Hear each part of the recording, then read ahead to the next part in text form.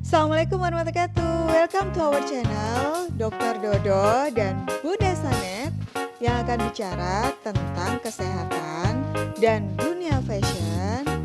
So, jangan lupa untuk subscribe, like, tekan tombol loncengnya, share, dan komen ya. Semoga bermanfaat.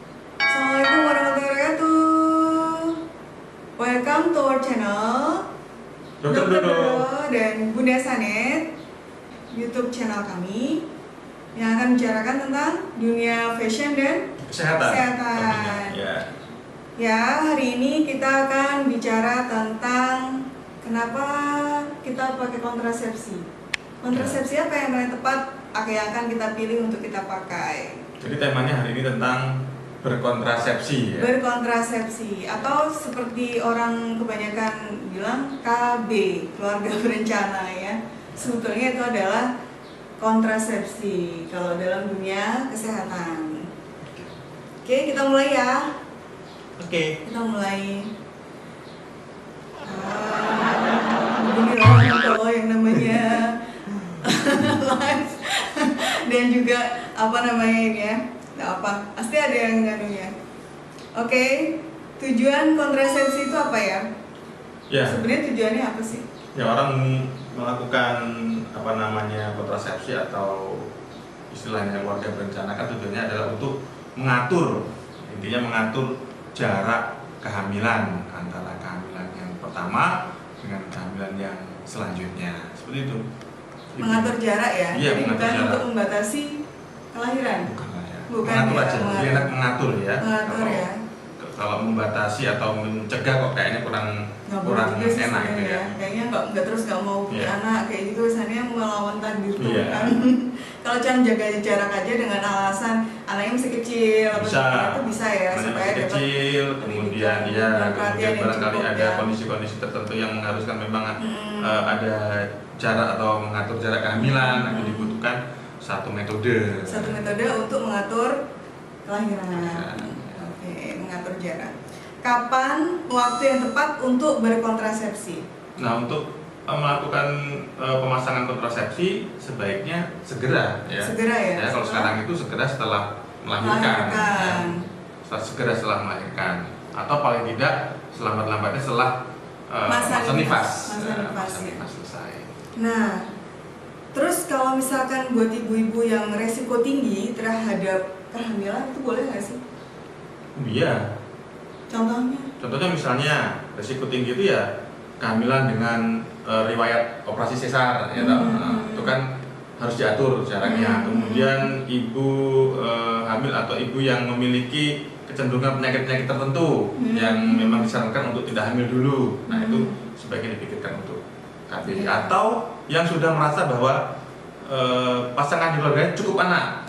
Misalnya anaknya sudah 3 gitu kan, atau anak sudah ternyata melebihi 3 gitu kan, cukup gitu ya, pikirkan untuk melakukan pemasangan kontrasepsi. Kalau misalkan kayak ibu-ibu yang sudah SC lebih dari 3 kali itu masih boleh nggak sih punya anak lagi? Maksudnya secara medis nih, kita nggak bicara masalah agama gitu. Ya, secara medis sebenarnya kita memang tidak ada teori yang baku untuk membatasi riwayat operasi, tapi kesepakatan bahwa dengan riwayat 3 kali operasi itu saja sudah cukup menyulitkan untuk operasi-operasi berikutnya kalau dia hamil lagi. Jadi memang rata-rata menggunakan patokan sampai 3 kali. Nanti kalau sudah 3 kali operasi, ya biasanya disarankan untuk melakukan KB permanen, kontrasepsi permanen.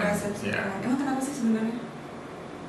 Ya, resiko saja. Resiko terjadi perdarahan. Iya, resiko pada kehamilan itu sendiri, ya, seperti resiko pada ibunya kan seperti itu, dan bayinya tentunya.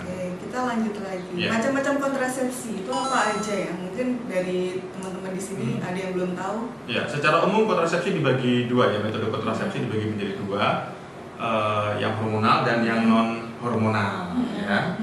Jadi 2, menggunakan hormon dan tidak menggunakan hormonal.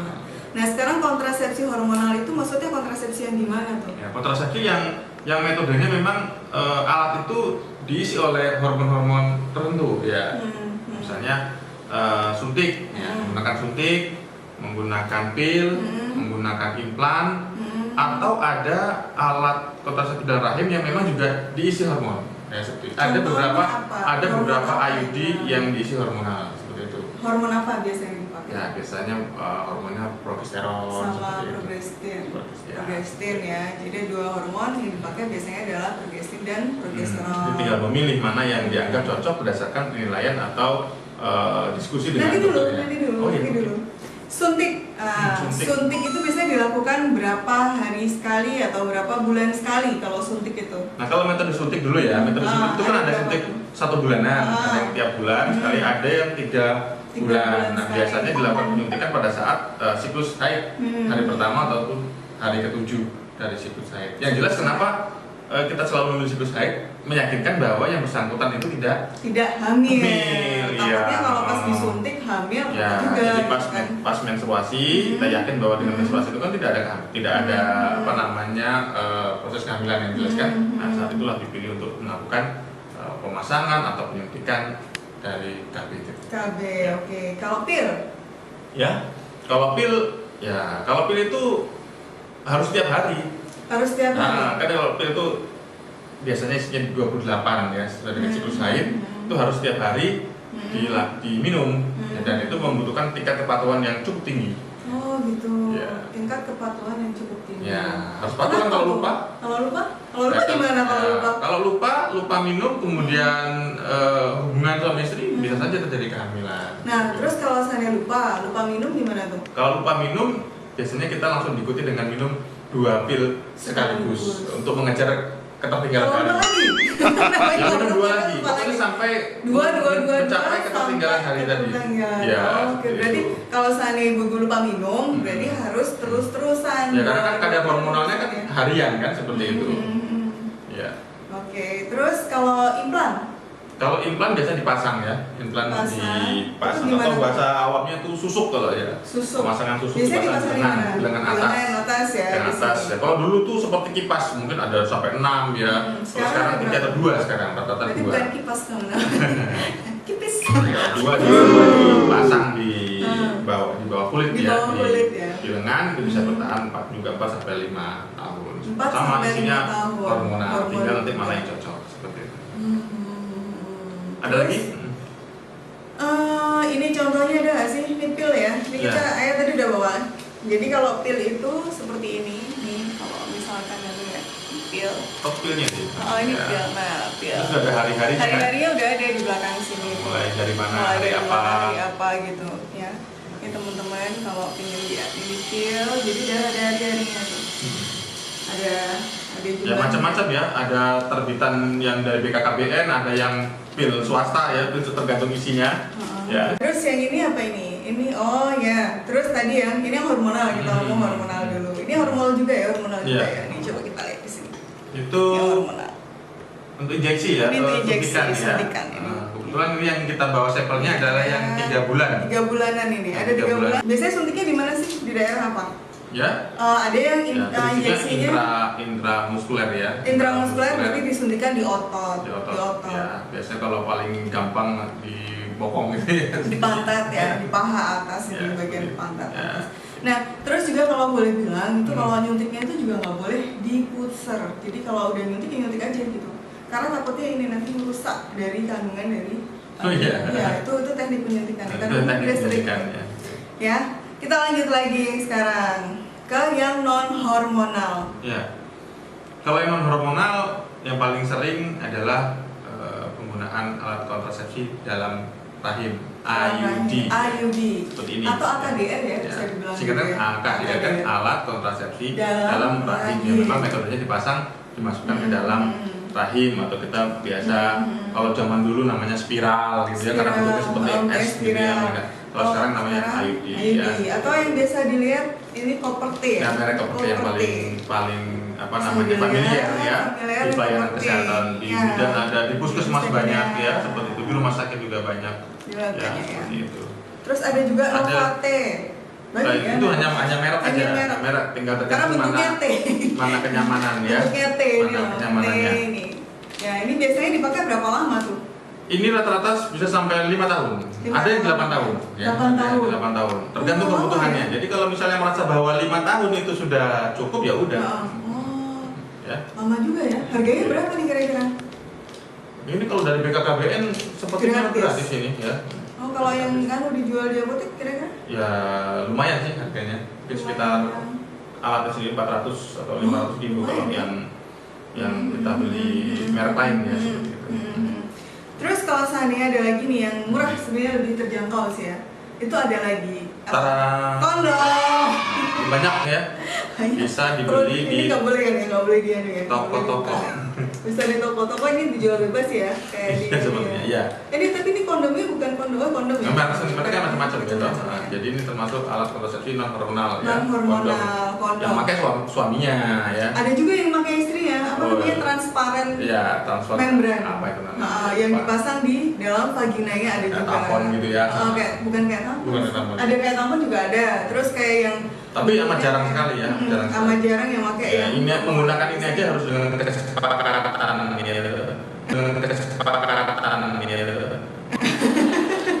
harus dengan kesepakatan ya. Terus ada lagi, kalau non hormonal apa lagi tuh ya? Pandang berkala, kalender Ya. Jadi mengatur kapan waktu hubungan seksual, menghindari waktu-waktu di masa subur ya, seperti itu. Jadi, atau salah satunya adalah coitus interruptus. Ya, jadi saat sudah mau keluar air maninya putus. Bisa dipisahkan sendiri ya. Ya. Terus ada satu lagi tuh yang kira-kira misalkan betul-betul memang sudah tidak ingin gitu hamil, kira-kira apa tuh? Ya suaminya ya. Vasektomi itu apa? Yang memutus jalur transport untuk spermanya. Dokter bedah yang melakukan. Oh, dokter bedah. Jadi ini KB bagi laki-laki ya. Vasektomi yang melakukan adalah dokter bedah. Dokter ya, bedah. Terus kalau misalkan yang perempuan? Enggak. Oh, ada KB perempuan. Apa namanya? Namanya steril ya. Kalau kita atau steril ya. Istilah medisnya, kemudian kita orang bilang steril ya. Steril. Dok steril lah. Steril itu maksudnya KB yang permanen ya. Permanen, oke. Nah berarti kalau vasektomi sama tubektomi itu udah nggak ada kemungkinan buat hamil lagi ya? Iya, itu sudah memutuskan bahwa kedua belah pihak atau suami istri itu menyatakan bahwa cukup anak ya, sehingga mereka mantap untuk memilih steril. Tidak punya anak lagi gitu. Nah tapi kalau misalkan ada yang dibilang tuh diikat gitu? Ya itu hanya teknik saja. Jadi itu kan cuma juga dilakukan operasi kecil ya steril itu ya. Dia ada yang manual, ada yang kita buka perut, ada juga yang menggunakan laparoskopi. Ya. Laparoskopi. Kalau pakai laparoskopi pakai alat itu, masukkan kamera ke perutnya, kemudian biasanya diambil saluran tubannya, terus dipasang cincin atau pengikat. Nah, tapi kalau teknik operasi yang biasa dengan buka perut, biasanya kita setelah diikat kemudian dipotong. Tapi pernah loh ada kejadian tuh. Jadi sebenarnya kalau yang baik hormonal maupun non hormonal kecuali tubektomi dan vasektomi itu masih ada kemungkinan hamil nggak? Masih ada ya kan? Masih ada. Berapa persen berarti? Menurut kita tidak ada ya alat itu yang 100% melindungi ya, tapi efektivitas rata-rata memang hampir 99% kata gitu ya, 98%. Dan misalnya dari 100 orang menggunakan alat kontrasepsi IUD, mungkin ada 1 atau 2 ibu yang mengalami kegagalan ya. Kegagalan banyak faktor ya, akhirnya hamil lagi. Ya, banyak pertanyaan, ada beberapa pasien yang bilang kita sudah pasang IUD kok hamil ya. Ya nggak apa-apa. Ya itu kuasa Tuhan. Iya, sudah dihalangi tapi masih bisa hamil. Mungkin letaknya yang bahasa awamnya letaknya yang bergeser gitu ya. Letaknya bergeser. Tapi sebenarnya itu kuasanya Allah ya kalau sudah kayak gitu. Oke. Sekarang pertimbangan memilih metode kontrasepsi ini pasti banyak yang bertanya nih kan ya kan.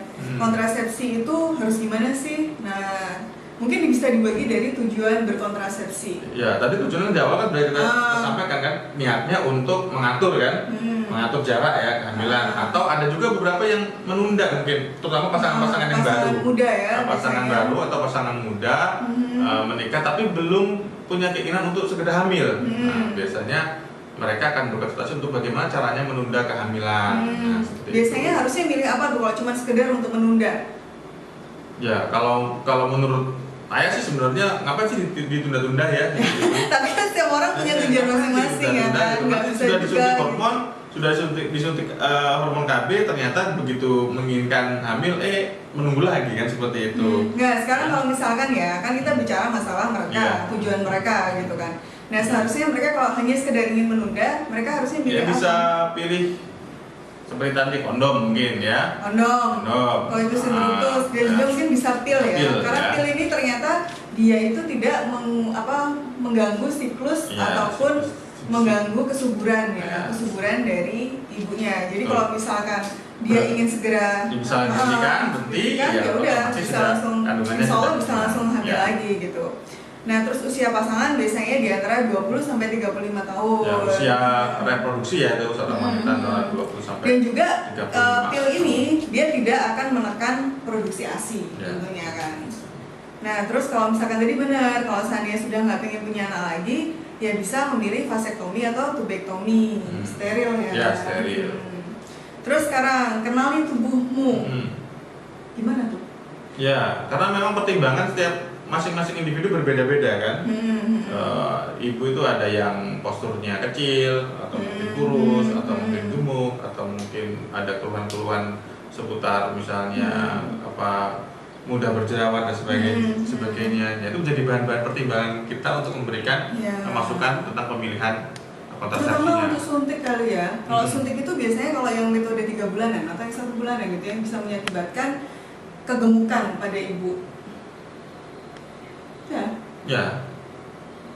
Tapi kan sekarang ya memang secara umum katanya memang hormonal itu berpengaruh. Tapi menurut kita kan sekarang semua itu didesain dengan minimal keluhan ya. Tidak semua. Nanti kan takut orang kalau misalnya kalau disuntik itu bisa gemuk, tidak semuanya memang. Ya, tidak semuanya, makanya harus dikenali tubuhnya, potensinya. Kalau memang ibu itu kecenderungan cepat gemuk ya mungkin menghindari yang hormonal. Ya, seperti itu. Terus juga ada juga sakit kepala gitu, nyeri di badan gitu, perubahan siklus pasti yang kalau hormonal ya. Jadi hampir rata-rata memang berdasarkan pengalaman hampir rata-rata semua alat itu sedikit ada perubahan pola haid ya, apakah itu spotting ya, apakah itu spotting, apakah itu mensnya banyak gitu kan. Tapi itu semua bisa dikendalikan ya. Tetaplah berkonsultasi dengan dokternya ketika keluhan-keluhan atau efek samping setelah berkontrasepsi itu ada. Terus tadi efek samping dari kontrasepsi kita tadi udah sedikit menyinggung ya.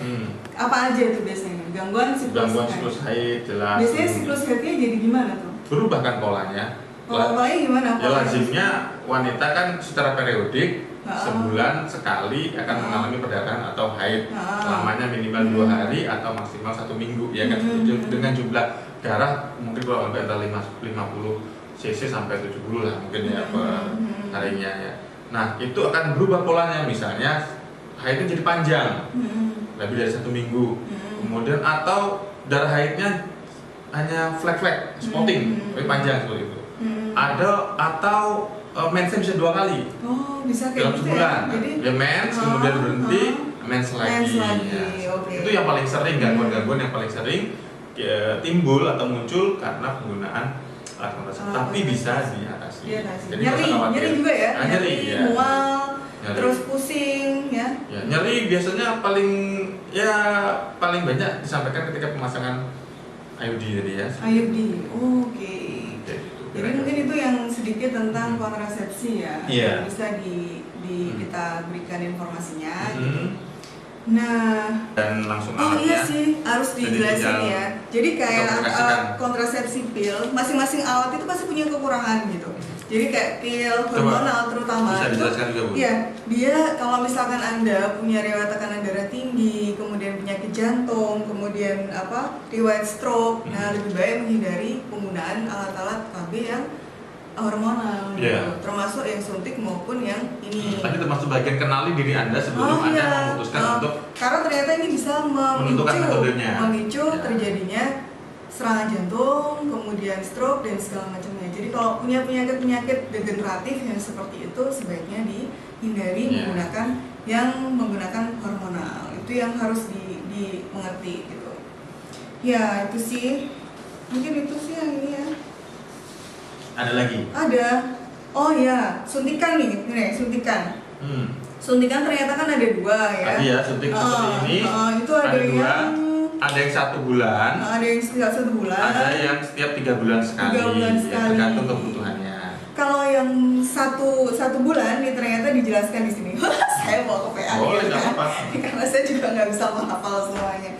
Ya, kalau yang 1 bulan itu dia cuman perubahan pola haid aja gitu kan. Tadi yang mual, sakit kepala, nyeri payudara kayak gitu.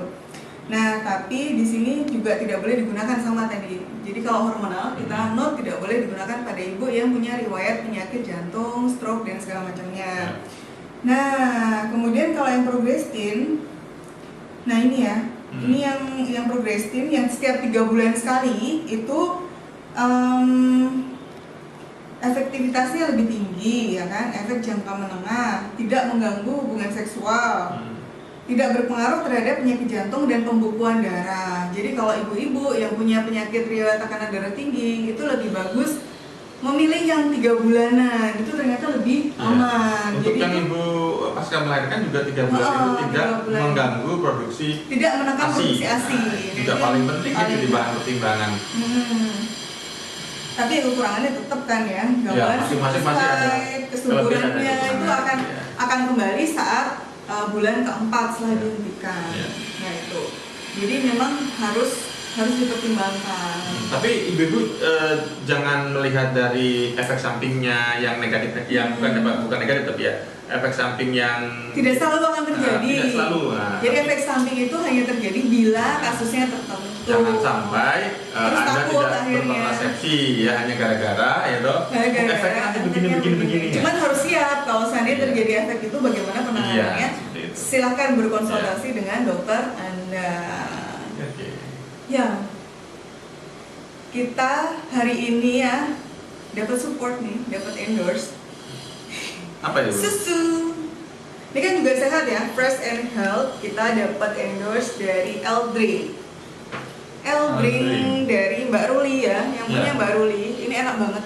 Ini matcha, jadi susu matcha. Susu matcha ini susu apa? Susu green tea ya, matcha itu green tea. Tapi saya nggak tahu nih, ini satu lagi nggak ada tulisannya. Lupa Mbak. Mungkin lupa tadi stikernya ya. Gitu. Jadi ini dari Mbak Ruli. Ini satunya Rp10.000, rasanya enak. Boleh dikonsumsi tiap hari ya? Boleh, tapi ya jangan kebanyakan. Kalau minumnya itu 1 kulkas full terus dihabisin semua ya juga nggak bagus. Semua kalau berlebihan kan nggak bagus. Minimal ya. sehari sekali. Minimal Berarti kalau 30 hari 30 botol. Ya, hari ini kita sengaja nih kostum kita ini warnanya merah putih karena sebentar lagi kita akan merayakan nanti Hari Kemerdekaan Bangsa Indonesia yang ke-75. Ya, temanya merdeka ini ya. Temanya adalah merdeka. Ya, 17 Agustus 45. Nah, ini sebetulnya koleksi terbaru. Kalau dalamnya sih enggak, koleksi terbaru dari Black Label. Gitu. Ya, dari Black Label ini kita lagi mendukung dari sustainable dan ethical fashion di Indonesia. Apa itu maksudnya? Sustainable dan ethical fashion itu adalah menggunakan bahan-bahan yang ramah lingkungan. Ramah lingkungan. Ya, karena ternyata polusi fashion itu ternyata di dunia itu adalah nomor 2. Jadi bahan-bahan pakaian itu ternyata menjadi limbah yang besar ya. Yang terbesar kedua. Setelah plastik setelah plastik. Yang karena apa? Kalau fast fashion digunakan cuman kita beli baju murah nih ya. Nah, dipakai sekali 2 kali langsung udah hilang ya. Itu ternyata membuat bumi kita itu terpolusi. Ya kan karena limbah fashion itu dia tidak bisa dengan mudah diuraikan oleh bumi. Lalu gimana caranya kita kalau mau beli baju? Kemudian yang kedua, dia pakainya misalkan ya, baju ini kita pakai zat kimia. Zat kimia ya kan? Kemudian zat kimianya mengotori tanah, mempolusikan tanah. Nah, terus yang ketiga, pakai baju sekali 2 kali selesai rusak gitu kan ya. Nah, akhirnya harus dibuang gitu, nggak bisa dipakai lagi. Nah, sekarang kita lagi mempromosikan yang namanya sustainable fashion. Sustainable fashion itu artinya membuat baju sebagus mungkin, seawet mungkin dengan bahan-bahan yang ramah lingkungan. Jadi intinya sebenarnya mudah didaur ulang ya. Ya, mudah didaur ulang dan bisa dipakainya kalau bisa lama gitu. Bukan berarti terus nggak beli baju lagi ya. Cuman kalau dipakai itu nggak sekali 2 kali pakai langsung rusak nggak. Jadi buatnya juga benar-benar dengan jahitan yang kuat. Kemudian bahan-bahan yang ramah, yang mudah. Maksudnya gini loh, nggak mencampari tubuh kita juga nggak menyempari lingkungan kita gitu. Nah, itu yang perlu diperhatikan. Jadi ini buatnya dari katun atau linen. linen, katun, serat-serat fabrik yang lain yang organik itu yang penting. Coba kita bicara dari KB sampai baju ya. Ya kan makanya tagline-nya fashion dan health gitu. Nah, contohnya kayak gini nih. Kayak ini kan juga sama. Ini adalah produk terbaru dari Black Label yang juga ramah lingkungan. Ya. Jadi outer-outer kayak gini yang dari katun. Jadi selain bisa tetap untuk gaya gitu ya. Tapi kita juga mempertahankan eksistensi dari bumi kita ini. Ini banyak teman-teman juga yang sudah masuk. Ya, udah masuk. Oh, ada pertanyaan ya? Nah, di sini ada Dr. Nur Nafiullah, spesialis patologi klinik Rumah Sakit Universitas Islam Indonesia. CIH-nya di Jogja ya. Di Jogja ya. Assalamualaikum dok. Kayaknya dia juga punya program podcast UI. Iya. Terus ini ada teman saya ini pemilik The Crabs ya. Jadi ini Mas Nino, Laksono Nino, ini juga salah satu pengusaha yang cukup luar biasa di Jogja. Assalamualaikum Mas Nino. Itu ada pertanyaan. Oh iya, ini ada pertanyaan. Dok, kalau masa menstruasi lebih dari 1 minggu, apa itu bahaya dok? TRIMS gimana cara penanganannya? Ya umumnya tadi kan sudah dijelaskan ya, menstruasi maksimal itu rata-rata 7 hari. Memang ada toleransi 7 sampai 15. Ya, ada toleransi kadang-kadang kita pakai patokan 10 hari. Nanti kalau misalnya dia lebih dari 1 minggu, itu kita cari tahu penyebabnya. Penyebabnya ya tentu dengan pemeriksaan apakah ada masalah dengan organnya ya, apakah ada miom, ada kista gitu kan, atau ada riwayat penggunaan KB tadi kan. Nah, seperti itu. Jadi tidak usah khawatir Bu, disampaikan aja ke dokternya ya. Dicari tahu penyebabnya. Istilahnya perpanjangan masa mens itu menorragia. Ya, ada yang menorragi banyak jumlahnya. Menorragi jumlahnya banyak. Terus ada yang istilahnya kita menometorragi.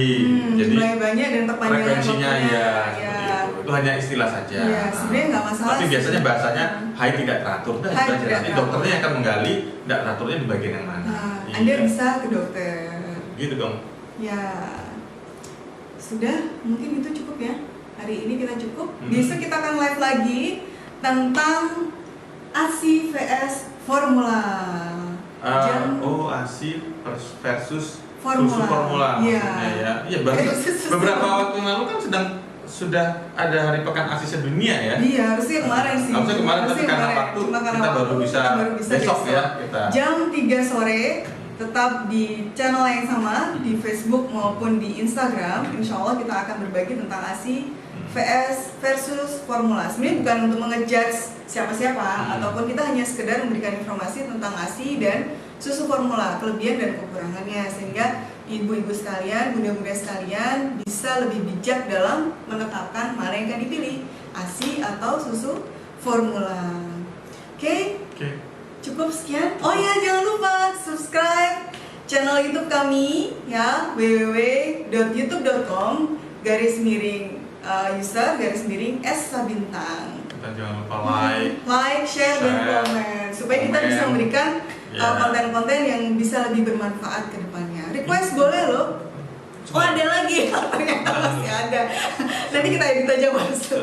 Ya. Assalamualaikum Bunda Sanet dan Dr. Widodo. Saya kalau KB 3 bulanan selalu gemuk, tapi kalau suntik yang 1 bulanan serasa kayak cepat.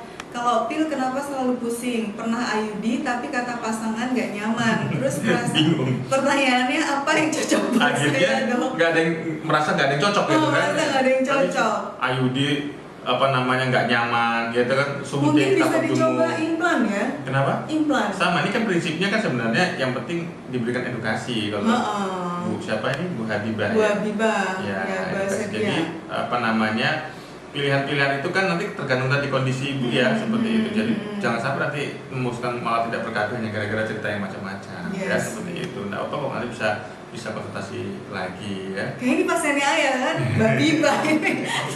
ya coba Mbak nanti bisa konsultasi lagi dengan suami saya pas kontrol ya.